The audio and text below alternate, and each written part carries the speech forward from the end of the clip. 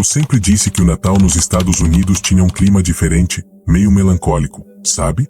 Aquelas ruas enormes, nevadas, as casas com luzes piscando, tudo parece bonito, mas esconde um tipo de silêncio que deixa qualquer um meio inquieto. No ano passado, eu e minha irmã, Melissa, resolvemos passar o Natal na antiga casa da nossa mãe, em Cedar Hollow, uma cidadezinha no interior de Ohio. A gente não voltava para lá desde que ela morreu, e os 2 últimos anos tinham sido horríveis. Mas achamos que talvez, sei lá, reaproximar a família pudesse ajudar. O plano era simples: chegar, ligar o aquecedor, abrir umas cervejas e pedir algo barato para comer, porque ninguém tinha ânimo para fazer uma ceia de verdade. Só que, quando a gente abriu a porta, já senti algo estranho no ar. Um cheiro forte. Familiar. Comida quente. Você cozinhou? Perguntei para Melissa. Eu? Pelo amor de Deus, não. Nem encostei na cozinha, ela respondeu, tirando as luvas. A casa estava gelada, mas a cozinha, não. Era como se alguém tivesse passado horas ali, usando todos os fogões. A gente se aproximou devagar, e o som que veio depois me travou por dentro. Era como se uma tampa de panela estivesse tremendo, igual quando algo ainda está fervendo. A mesa estava posta. E não era pouca coisa. Eram pratos fundos, talheres alinhados, taças de vidro e uma toalha vermelha que eu nunca tinha visto na vida. No centro, um peru gigante, brilhante, cheio de molho escorrendo pelos lados. Tinha purê, milho, torta de maçã, biscoitos de gengibre, tudo perfeito. Tudo fresco. Tudo quente. Meu coração começou a bater mais rápido. Não fazia sentido. Alex, isso estava trancado, Melissa sussurrou. Eu fechei a porta com o cadeado duplo. Eu também tenho a chave. Só a gente tem. A cozinha estava tão silenciosa que dava para ouvir a madeira estalando por causa do calor. Não tinha pegada no chão, não tinha marca na neve do lado de fora, não tinha janela aberta, não tinha panela suja na pia. Nada. Era como se a ceia tivesse simplesmente aparecido. Melissa, que sempre foi mais cética que eu, tentou quebrar o clima. Talvez alguém tenha deixado preparado antes da mamãe, sei lá. Melissa, a mamãe morreu em março. É? Ela murmurou, engolindo seco. Ficamos parados ali por quase 1 minuto, sem saber se deveríamos tocar naquilo. O cheiro era tão irresistível que dava até enjoo. A casa inteira estava gelada, mas a cozinha parecia viva. Aquilo me deixou com uma sensação ruim, como se estivéssemos invadindo algo que não era para ser nosso. Vamos revisar a casa, falei, tentando ser racional. Subimos as escadas devagar. A luz do corredor piscou 2 vezes quando apertamos o interruptor, igual em filme de terror, só para ferrar com a gente. Todos os quartos estavam como deixamos no ano anterior: poeira, caixas, cobertores velhos. Nenhum sinal de que alguém estivesse morando ali. Sem pegadas, sem roupas fora do lugar, sem nada. Mas, quando voltamos para a cozinha, a cena tinha mudado. As cadeiras tinham sido puxadas para fora da mesa. Como se 4 pessoas tivessem acabado de sentar. Melissa gelou. Eu também. Alex, o que está acontecendo? Eu não sei. Eu senti, não sei como explicar, que tinha algo olhando pra gente. Algo que não se movia, só observava, esperando. A cozinha ficou mais quente, quase abafada, como se alguém tivesse acabado de entrar ali e fechado a porta. Foi quando minha irmã apontou pro canto. O relógio da parede, que estava parado desde que nossa mãe morreu, tinha voltado a funcionar. E marcava 11h47 da noite. 12 minutos antes da meia-noite. 12 minutos antes da hora que minha mãe sempre dizia que as coisas ruins começam a caminhar. A gente não pode ficar aqui, Melissa disse. Isso não é normal. Eu concordo. Vamos pegar nossas coisas e ir para um hotel. Amanhã a gente volta com alguém. Só que, enquanto eu falava, o peru no centro da mesa começou a fumaçar mais forte. Como se alguém tivesse acabado de tirar do forno. A maçã na boca dele, que antes estava firme, caiu sozinha pro lado, rolando até parar diante de mim. A casa inteira ficou silenciosa. E então ouvimos uma batida, vindo da porta dos fundos. 3 pancadas lentas. Como se alguém soubesse exatamente que estávamos ali. Melissa agarrou meu braço, tremendo. Alex, ninguém usa aquela porta desde que a mamãe morreu. Eu sei. A batida se repetiu. 3 vezes. Sempre 3. O cheiro da comida ficou tão forte que começou a arder no meu nariz. E, pela primeira vez naquela noite, eu senti claramente. Aquela ceia não era um presente. Era um sinal. Um chamado. E quem, ou o que, tinha preparado aquilo, estava esperando a gente abrir a porta. Eu queria acreditar que fugir resolveria tudo. Que bastava deixar aquela casa para trás, pegar a estrada coberta de neve e esquecer que a ceia tinha se preparado sozinha. Mas a verdade é que, desde o momento em que vi aqueles pratos fumegando na mesa, eu sabia. Aquela coisa não precisava que a gente ficasse para ela nos seguir. Chegamos ao motel barato de Pine Creek com o psicológico esfarelado. Melissa tremia tanto que parecia ter perdido parte de si mesma na casa. O atendente, um sujeito magro com olheiras profundas, olhou pra gente como se já soubesse de onde estávamos vindo. Cedar Hollow? Perguntou, baixinho. É, respondi, sem força. Ele respirou fundo. A época do ano faz ela ficar mais ativa. Melissa gelou na hora. Ela, quem? Ela perguntou. O cara fingiu não ouvir. Apenas empurrou a chave do quarto e virou o rosto, como se tivesse dito mais do que devia. A gente subiu sem trocar palavra. O quarto tinha cheiro de carpete molhado. Luz fraca, aquecedor barulhento e aquela sensação de que algo tinha entrado antes de nós. E quando fechei a porta, o telefone tocou. Aquele telefone velho, amarelo, que parecia sair de um filme dos anos 80. De início, eu pensei em ignorar. Mas o toque continuou, obstinado, insistente, como se estivesse chamando pelo meu nome. Peguei o fone. Alô? Nada. Só a respiração. Aquela respiração arrastada e lenta, igual a que ouvimos na casa. Fechei os olhos, já sabendo que viria. A voz chegou como um sussurro rouco, várias vozes falando a mesma frase ao mesmo tempo. Vocês esqueceram o lugar de vocês à mesa. Eu joguei o telefone no chão. Melissa começou a soluçar. Alex, por favor, diz que isso não tá acontecendo. Eu queria. Deus sabe como eu queria. Foi quando percebi. Na mesa do motel, aquela pequena mesa circular de canto. Havia uma toalha vermelha dobrada, perfeitamente alinhada, sem poeira, sem rugas. A mesma cor. O mesmo tecido. E ao lado dela, um único prato vazio. Melissa deu um passo para trás. Não toca. Pelo amor de Deus, Alex, não toca nisso. Mas o prato começou a vibrar sozinho. Primeiro devagar, depois mais forte, como se algo batucasse debaixo dele. Eu puxei Melissa e dei vários passos para trás. E então veio o primeiro sinal. 3 batidas na porta. Cada uma mais pesada que a anterior. Sempre 3.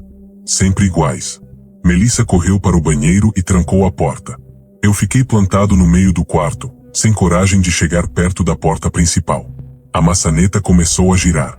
Bem devagar. Não como alguém tentando entrar à força, mas como alguém que sabia que podia entrar quando quisesse. Vá embora, murmurei, a voz quase falhando. Por favor. Do outro lado, veio aquilo que até hoje me tira o sono. Um arrastar de dedos pela madeira. Como se mãos longas demais estivessem acariciando a porta, sentindo a textura, saboreando o momento antes de entrar. O relógio do quarto, que estava parado desde que chegamos, deu um estalo seco. 00:30. E a porta se abriu sozinha. Não totalmente. Só o suficiente para deixar entrar uma fresta de luz do corredor. E naquela fresta, 2 olhos apareceram. Olhos negros. Sem pupilas. Sem reflexo. Buracos profundos, como se não fossem olhos, mas janelas para outro lugar. Eles se mexiam, mas não piscavam. Atravessavam meu corpo como se me examinassem por dentro. A sombra entrou antes de eu entender o que estava acontecendo. Não tinha forma humana. Não tinha pernas definidas, nem braços nítidos. Era como se alguém tivesse rasgado um pedaço do escuro da noite e jogado dentro do quarto. E a sombra sussurrou, múltipla, rasgada, antiga. Sente-se. A ceia está posta. A toalha vermelha se abriu sozinha. O prato vazio deslizou até o centro da mesa sem ninguém tocar. Eu sentei? Não. Eu corri. Agarrei Melissa, a gente se jogou pela janela, caindo direto na neve alta. A dor do impacto foi forte, mas a adrenalina me manteve de pé. Olhei para cima. A sombra estava na janela, me observando. Não corria. Não batia. Não ameaçava. Ela só observava. Porque sabia que não precisava se apressar. Fugimos de carro até o estado vizinho. Queimamos tudo que tinha vindo da casa. Mudamos de número. Mudamos de vida. Mas não adiantou. No ano seguinte, no dia 24 de dezembro, 3 batidas ecoaram na porta do nosso apartamento em Ohio. Quando abri, com o coração implorando para eu não fazer isso, não havia ninguém. Só uma toalha vermelha, dobrada com perfeição. E um bilhete escrito à mão. O lugar de vocês continua vazio.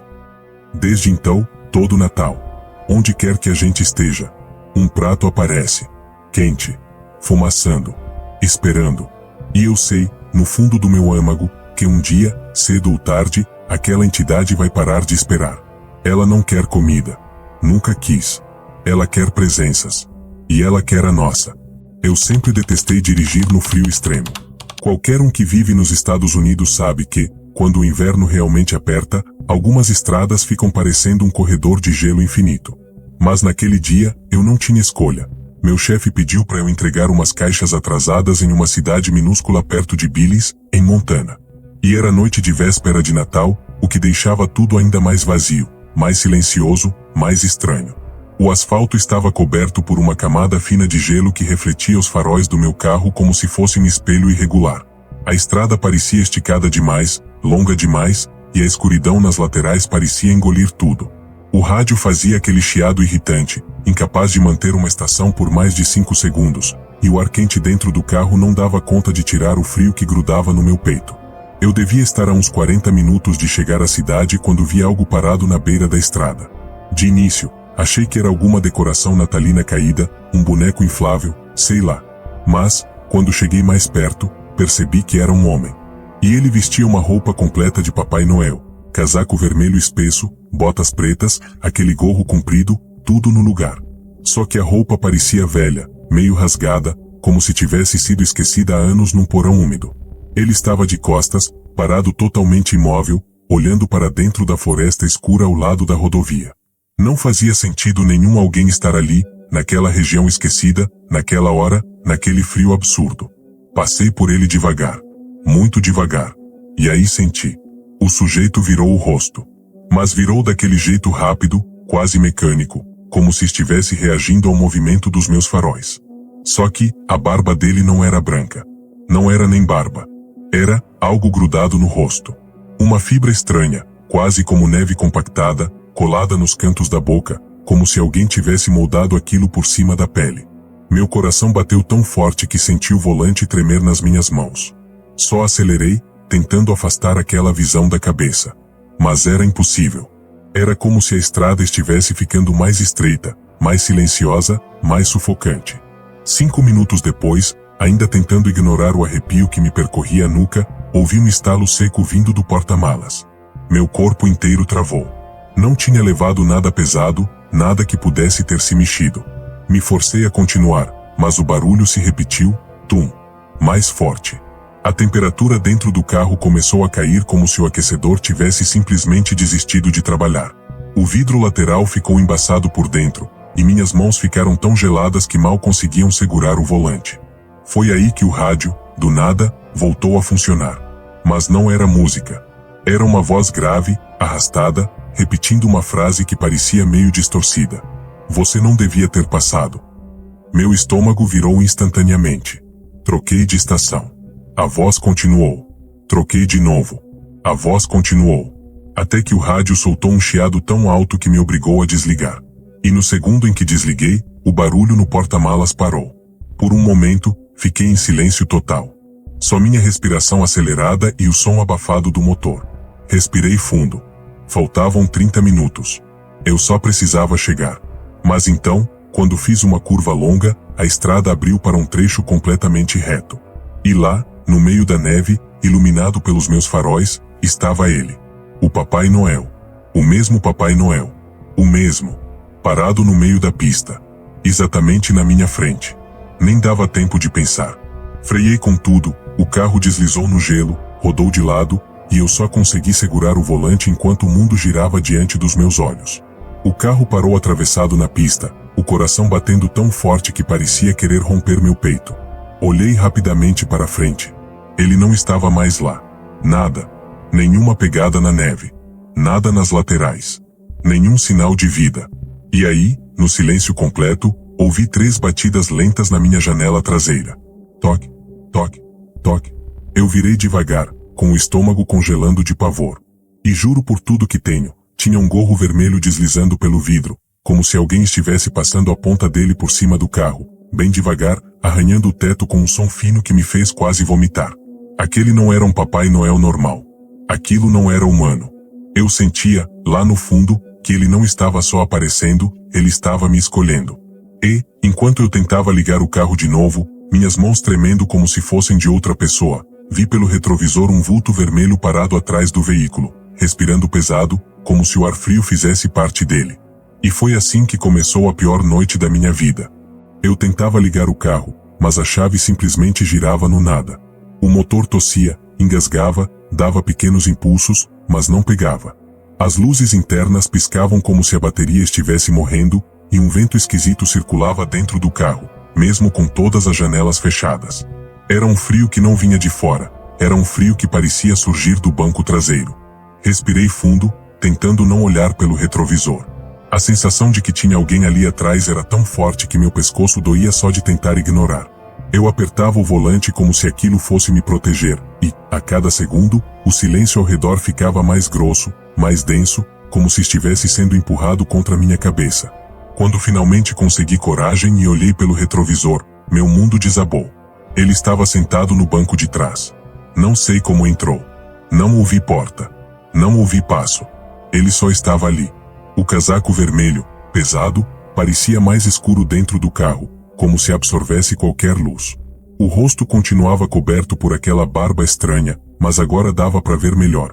Era uma massa branca irregular, quase como lã molhada misturada com gelo sujo, grudada na pele, como se tivesse crescido no rosto dele. E ele respirava. Respirava pesado. Cada inspiração fazia a barba se mover como uma massa viva. Eu congelado, olhando pro retrovisor, enquanto ele inclinava o rosto para mim, devagar, devagar, devagar. E aí o gorro caiu um pouco para o lado. Debaixo dele não havia cabelo, só pele lisa, branca demais, quase translúcida, como se algo tivesse raspado tudo até ficar exposto. Mas o que realmente me destruiu foram os olhos. Não eram olhos humanos. Não tinham íris. Não tinham brilho. Eram como dois furos profundos, escuros, sem fundo, como se eu estivesse encarando buracos cavados em gelo velho. No minuto em que ele me encarou, senti uma pressão absurda na cabeça, como se alguém estivesse tentando me dobrar por dentro. Eu não quero problemas, gaguejei, sem saber o que dizer. Ele inclinou a cabeça de um jeito brusco, como se não entendesse o que eu era. Como se estivesse tentando decifrar minha existência. Aí ele abriu a boca. E não saiu voz. Não saiu som. Só o barulho de vento entrando numa caverna distante. O carro inteiro tremeu. A próxima coisa que lembro é que minhas mãos se moveram sozinhas. Abri a porta, caí na neve dura e fria, e comecei a correr pela estrada, tropeçando, escorregando, sentindo o ar congelar meus pulmões. Eu só corria. Corria sem olhar para trás, porque sabia que, se olhasse, algo dentro de mim ia quebrar. A escuridão da estrada parecia infinita, mas, lá na frente, vi um brilho laranja, um pequeno restaurante à beira da rodovia, velho, neon piscando, tipo esses que parecem abandonados mas ainda servem café aguado para caminhoneiro cansado. Corri até a porta, quase derrubando ela com o ombro. O lugar estava vazio. Completamente vazio. Luzes acesas. Café recém-passado. Mas sem ninguém. O silêncio ali dentro era ainda mais incômodo do que o da estrada. Como se o lugar estivesse funcionando, mas não para pessoas. Me escondi atrás de uma das mesas, tentando recuperar o fôlego, tentando acreditar que estava salvo. Mas então escutei um sino. Um sininho leve. Aquele som metálico suave, típico de porta de loja se abrindo. Eu travei. Olhei por baixo da mesa. E vi botas pretas entrando, com neve grudada nas bordas.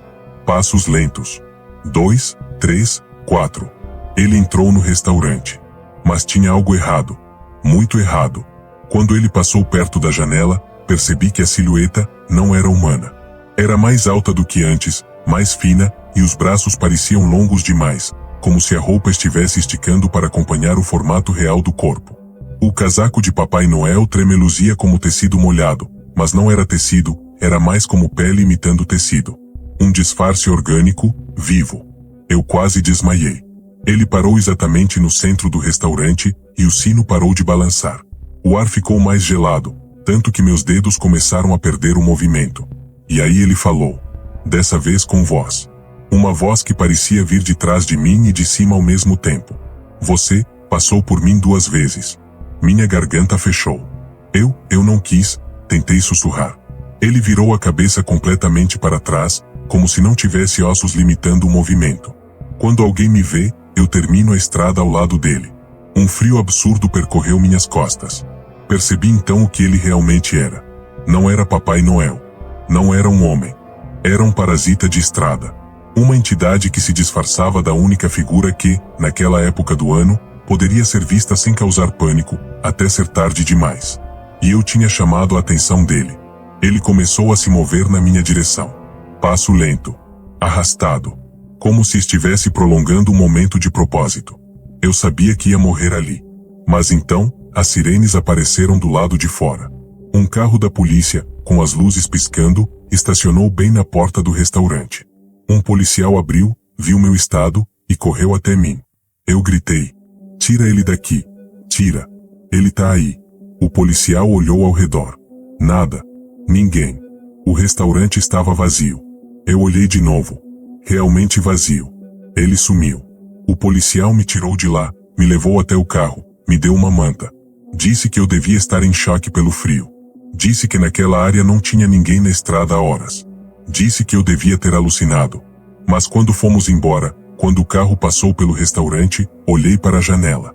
E vi um gorro vermelho encostado no vidro. Parado. Imóvel. Observando. A polícia não viu. Só eu. E, toda noite de Natal, desde então, eu vejo aquele mesmo gorro vermelho em algum lugar. Na esquina. No reflexo do carro. No fundo de uma loja. A entidade ainda está terminando a estrada ao meu lado. E nunca vai parar. Eu sempre fui o tipo de tio que tenta compensar a distância com presentes esquisitos. Mesmo morando nos Estados Unidos há mais de 10 anos, ainda não me acostumei com o estilo dos brinquedos daqui. Ou parecem avançados demais ou parecem antiquados demais. E foi exatamente por isso que, numa tarde gelada de dezembro, entrei naquele brechó minúsculo em Tacoma, Washington, atrás de um presente barato para minha sobrinha, a Emily. O lugar parecia abandonado. Cheiro de madeira velha, móveis empilhados, um rádio antigo tocando uma música que eu não reconhecia. Eu estava quase indo embora quando vi a boneca. Ela estava sentada numa prateleira alta, como se alguém tivesse deixado ali de propósito para chamar atenção. Cabelo preto grudado como se tivesse sido molhado e penteado com pressa, vestido azul desbotado, olhos grandes demais, enormes mesmo, de vidro escuro, como se fossem 2 bolinhas de obsidiana. E ela sorria. Um sorriso leve, rígido, mas estranho. Algo naquele sorriso não batia. O preço era ridiculamente baixo, $7. Essa aí apareceu aqui essa semana, disse a dona do brechó, uma senhora de voz rouca. Ninguém quis levar. Você tem coragem. Ela riu. Eu forcei um sorriso, paguei e saí rápido. O vento frio cortou meu rosto quando abri a porta, e por um segundo eu juro que ouvi um sussurro atrás de mim, como se alguém tivesse dito meu nome. Eu só ignorei e fui embora. Coloquei a boneca no banco do passageiro. Eu sei que parece idiota, mas juro que, conforme dirigia, tinha a sensação de que ela me olhava. Que os olhos dela seguiam o movimento dos carros, das luzes, do meu rosto. Eu mexia no retrovisor o tempo todo para checar, mas o ângulo nunca mudava. A boneca continuava exatamente igual. Quando cheguei em casa, deixei a boneca em cima da mesa e fui tomar banho. Foi aí que ouvi pela primeira vez. Uma música. Baixinha. Fraca. Como se estivesse vindo de um rádio de pilha velho. Eu desliguei a água. Fiquei parado, esperando. E a música continuou. Uma melodia infantil, mas lenta demais, distorcida demais, como se estivesse sendo tocada por um brinquedo quebrado. Voltei para a sala. A boneca estava no chão. Eu tinha certeza absoluta que deixei ela em cima da mesa. Eu tinha visto. Eu lembrava. Minha memória não estava me enganando. Me aproximei devagar, tentando rir da situação, tentando acreditar que tinha sido algum descuido meu. Mas quando peguei a boneca, senti uma coisa estranha. Ela estava morna. Não quente, não fria, morna, como se tivesse sido segurada por alguém por muito tempo. Minha mão recuou na hora. Mas eu precisava manter a sanidade, precisava acreditar que era só sugestão da minha cabeça cansada. Coloquei a boneca dentro do armário mais alto da sala, fechei a porta com força e ainda coloquei uma cadeira encostada, como se estivesse prendendo algum animal lá dentro. Eu ri sozinho. Riso nervoso. Riso de ok, eu tô viajando. A noite avançou. Eu fiz um café, mexi no celular, tentei jogar alguma coisa para limpar a mente. E foi só perto de meia-noite que a casa ficou silenciosa demais, como se o vento tivesse parado, como se a rua inteira tivesse sido desligada do mundo. Meia-noite certinho. E então, a boneca começou a cantar. Eu ouvi a melodia de novo, mas dessa vez foi mais claro, mais direto, mais perto. Um canto suave, infantil, arrastado, que subia pelas paredes e ecoava no teto. Lá lá lá, lá lá lá, lá. Eu congelei. A música vinha do armário. Do armário trancado. Da cadeira encostada. Do lugar onde ninguém podia entrar. Me aproximei devagar, sentindo o estômago virar, as mãos tremendo como se fossem feitas de papel. Cada passo parecia ecoar no silêncio da casa, e o canto ficava mais forte, mais afinado, como se a boneca estivesse ficando animada. Eu toquei na porta do armário. E o canto parou. Silêncio total. Meus dedos suaram. Tranquei a respiração. Abri a porta. A boneca estava exatamente onde eu coloquei. Exatamente na mesma posição. Exatamente com o mesmo sorriso. Mas alguma coisa estava diferente. Os olhos dela não estavam completamente olhando para frente. Pareciam virados um pouco para o lado, como se ela tivesse tentado olhar pela fresta da porta. Meu coração batia tão forte que doía. A melodia ainda ecoava na minha cabeça. Eu fechei o armário, tirei a cadeira e fui direto pro meu quarto. Joguei a coberta por cima da cabeça como se eu tivesse 5 anos de novo. Eu ria e chorava ao mesmo tempo, tentando forçar meu cérebro a esquecer tudo. Mas aí, às 0h03, ouvi outra coisa. Um barulho de passos. Passos lentos. Pequenos. Como se pezinho de criança estivesse andando no carpete da sala. E então, a boneca começou a cantar de novo. Mais perto. Mais alto. Mais claro. Lá lá lá, lá lá lá, lá. Eu sabia, sem precisar confirmar, que ela não estava mais dentro do armário. E, naquele momento, percebi que tinha levado para minha casa um presente que não queria ser dado. Um presente que tinha vindo atrás de mim. A música continuava ecoando pela casa, cada vez mais presente, mais afiada, como se estivesse sendo cantada bem atrás da porta do meu quarto. Eu não queria acreditar, mas sabia exatamente o que estava acontecendo. A boneca não estava mais no armário. Eu não queria abrir a porta. Não queria nem chegar perto. Mas algo dentro de mim, curiosidade, desespero, sei lá, empurrou minhas pernas para frente. Cada passo fazia o carpete ranger, e a música respondia, ficando mais ritmada, como se ela soubesse que eu estava vindo. Lá lá lá, laia. Mais doce. Mais clara. Mais humana. Toquei a maçaneta. Minha mão estava gelada. Abri a porta devagar. A sala estava completamente escura, exceto pela luz fraca do poste vindo da rua. O silêncio tomou conta por alguns segundos, o tipo de silêncio que pesa nos ouvidos, como se tivesse alguém respirando perto demais. Eu avancei alguns passos. Emily? Chamei num impulso ridículo. Como se uma criança estivesse ali. Foi quando ouvi. Primeiro passo. Pequeno, arrastado. Atrás do sofá. Segundo passo. Mais perto. Como o pezinho descalço no carpete. Terceiro. Bem ao meu lado. A música começou de novo, só que dessa vez não vinha da sala. Vinha do corredor, lá do fundo, perto da cozinha. Eu senti meus pelos arrepiarem todos de uma vez. A boneca estava me guiando. Eu não sei explicar, mas senti um puxão invisível no peito, como se estivesse sendo arrastado mentalmente naquela direção. Quando cheguei na cozinha, percebi algo que fez minhas pernas fraquejarem. A porta dos fundos estava aberta. E neve estava entrando. Só que, os passos na neve eram pequenos demais. Do tamanho da palma da minha mão. Indo da porta para dentro da cozinha. Meu estômago virou. A música recomeçou com força, como se a melodia estivesse sendo soprada por alguém escondido dentro das paredes.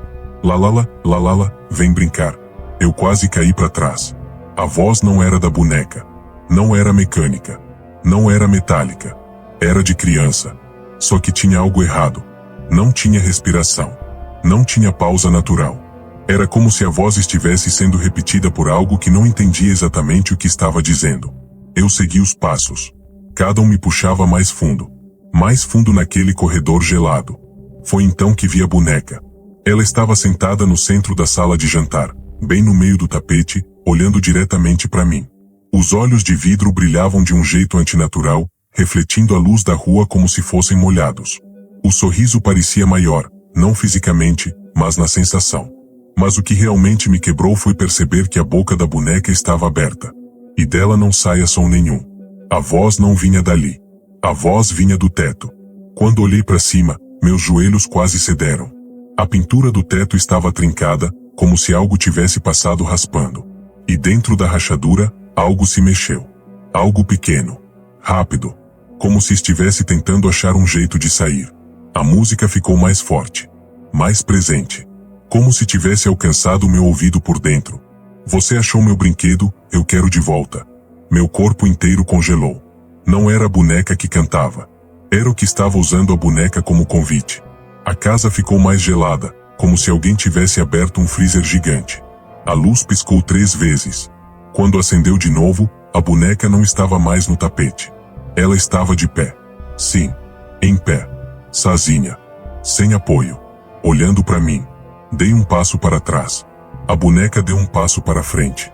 Meus olhos ardiam, minha respiração ficou curta. E então senti uma presença atrás de mim. Uma sombra densa, fria, maior do que qualquer pessoa poderia ser. Quando virei, vi algo que até agora me tira o sono. A silhueta de uma criança. Só que, distorcida. Magrela demais. Comprida demais. Com a cabeça inclinada pro lado, como se o pescoço estivesse quebrado. Os olhos eram 2 buracos escuros, fundos, vazios, mas brilhavam como gelo molhado. A boca logo começou a se abrir, não como boca normal, mas como uma fenda que se rasgava para os lados. E a voz veio de dentro daquela abertura impossível. Ela canta para me avisar, quando alguém novo chega. Quem é você? Gaguejei. A criatura deu mais um passo. A boneca acompanhou, como um servo fiel. Eu era esquecida aqui, a voz sussurrou, ecoando pelas paredes, mas você me ouviu. Agora eu moro em você. Meu corpo travou inteiro. A sala ficou escura por um segundo. E, quando a luz voltou, a criatura desapareceu. Sumiu. A boneca estava caída no chão, imóvel, como qualquer brinquedo normal. Eu saí de casa na mesma hora. Nem olhei para trás. Dirigi até um motel barato na beira da highway. Dormi lá mesmo, tremendo, esperando o dia amanhecer. Quando voltei no dia seguinte, a porta estava fechada. Nada mexido. Tudo exatamente igual. Até eu entrar na sala e ver. A boneca estava sentada no sofá. No lugar onde eu sempre sento. Com a cabeça inclinada, como se estivesse me esperando. E, quando olhei melhor, havia algo escrito no carpete, em linhas finas de poeira. Lalala, você me trouxe. Eu deixei a casa naquele dia. Nunca mais voltei. Mas a boneca não ficou lá. Porque, desde aquela noite, toda madrugada a 0 hora, eu acordo com o mesmo canto atrás da porta do meu quarto. A voz infantil. A melodia quebrada. Lalala, lalala, eu moro em você. E ela sempre canta cada vez mais perto.